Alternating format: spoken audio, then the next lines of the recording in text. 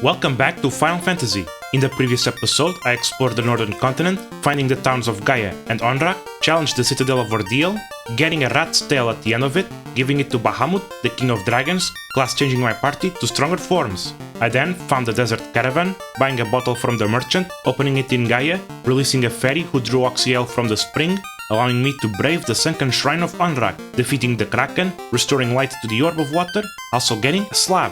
I showed this slab to Dr. Une of Melmond, learning the Lefeinish language, allowing me to communicate with the people of Lefein, who gave me a chime. This chime will allow me entry to the Mirage Tower, so let's get to it. Island south of the Yani-Kurm Desert. A new enemy that can be encountered here is the T-Rex. Having high HP with a tremendous attack, with a decent critical rate, no other enemy in the overworld is stronger. I travel north until I find the Mirage Tower, then enter. New enemies in the first floor include Batman, strong double attackers with good defense as well, Chimeras, quadruple attackers that can also use the Cremate ability, they are weak to ice, and guards, high defense double attackers that are weak to lightning.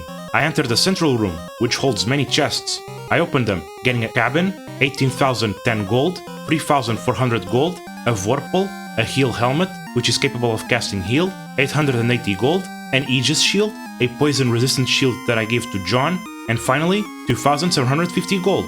I exit the room on the west side, finding stairs to the second floor. In this floor can be found a new enemy, the Blue Dragon, a strong high HP enemy that can use the Thunder ability, a strong multi-target lightning damage ability, very threatening. I circle around the pillars until I can go deeper into the center, finding stairs and a robot who says one of their own escaped from the tower with a cube, flying to the west.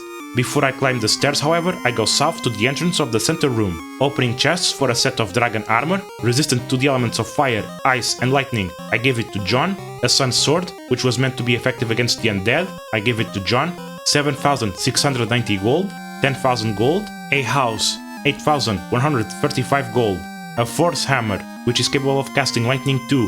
I gave it to Josh, 12,350 gold, 7,900 gold, and finally 13,000 gold. I exit the room, going all the way back north to the stairs, climbing to the third floor.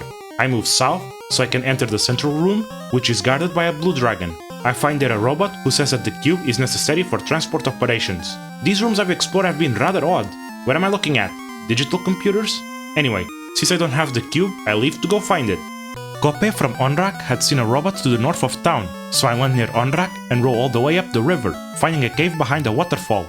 A new enemy found here is the Gas Dragon, a high HP strong attacker capable of using the Poison ability, a multi-target poison elemental damage ability. I move around the south of this cave, finding a room to the southwest which is guarded by wizard mummies, cockatrices and perilisks.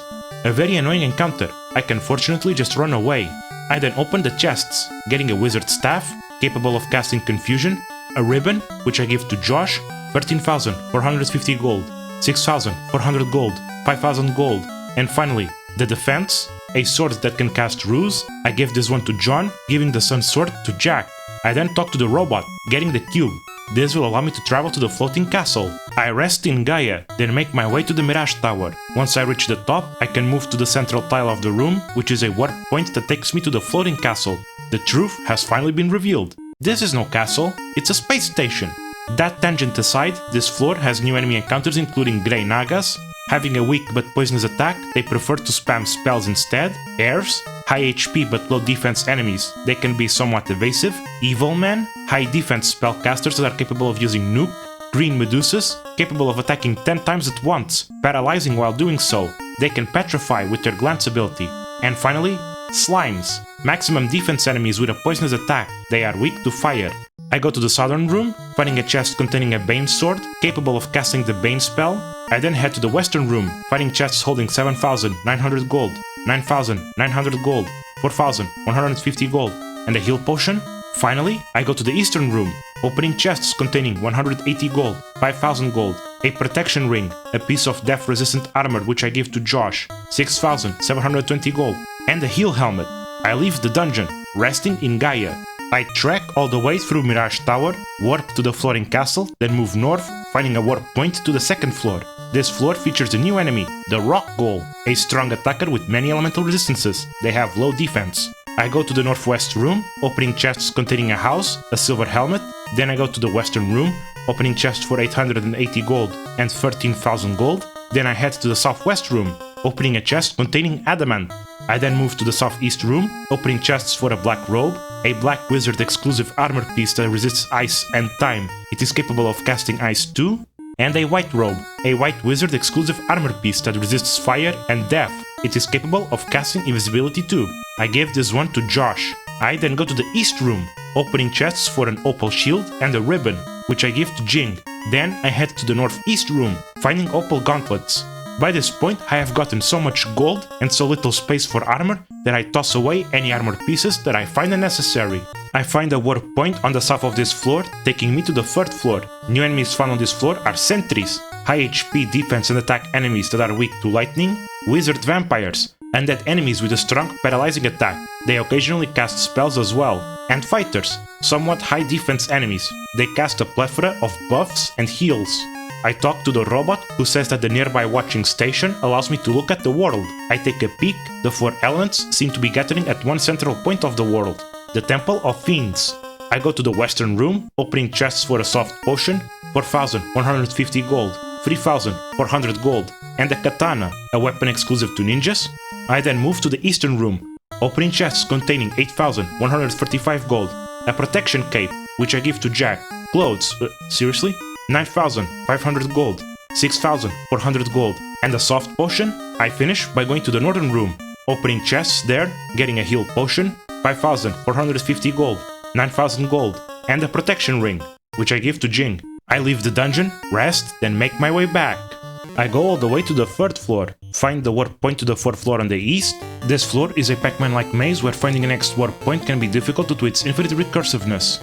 From the starting point, the warp point to the 5th floor is found 2 intersections to the east and 2 to the south. The next floor should just be a simple walk to the boss, but something's watching. A rare encounter possible on this floor is the War Mech. Boss-like in power level, it has huge HP, defense, an incredibly strong double attack, resistance to many elements, and the nuclear ability, a multi-target non-elemental damage ability. This is not something you want to find on your way to Tiamat. Speaking of, at the end of this corridor is an orb. I prepare myself, inspecting it, revealing the Fiend of WInd, Tiamat. Tiamat can be a threatening boss, having not only high HP and defense, along with a decently strong quadruple attack, she also has the 4 elemental dragon abilities as well. She does possess an unusual weakness to poison, which renders her somewhat vulnerable to the Bane and Break spells, something which has given her a bit of a bad rap as an easily exploitable boss. Jack casts fast on John and Jing, Josh uses the white robe to boost evasion, healing when necessary, while John and Jing attack. Jack even ends up boosting himself with fast and contributing with attacks as well. Once she falls, I restore power to the Orb of Wind, and I'm instantly transported outside of Mirage Tower. I go back to my airship, then rest in Gaia. This has been a rather short session overall. With the Chime, I managed to enter the Mirage Tower, found robots who instructed me to get the cube so I can use the transporter. I went to a cave behind the waterfall near Onrac, getting the cube from a robot hiding there, returning to the Mirage Tower, warped to the floating castle, fighting and defeating Tiamat, the Fiend of Wind, finally restoring the power of the Orb of Wind. With all fiends gone and all orbs restored, the elements should have been pacified, but their convergence in the Temple of Fiends is a cause of concern that must be investigated. Just what could be happening? Thank you for watching, and I'll see you next time, as I return to where everything began.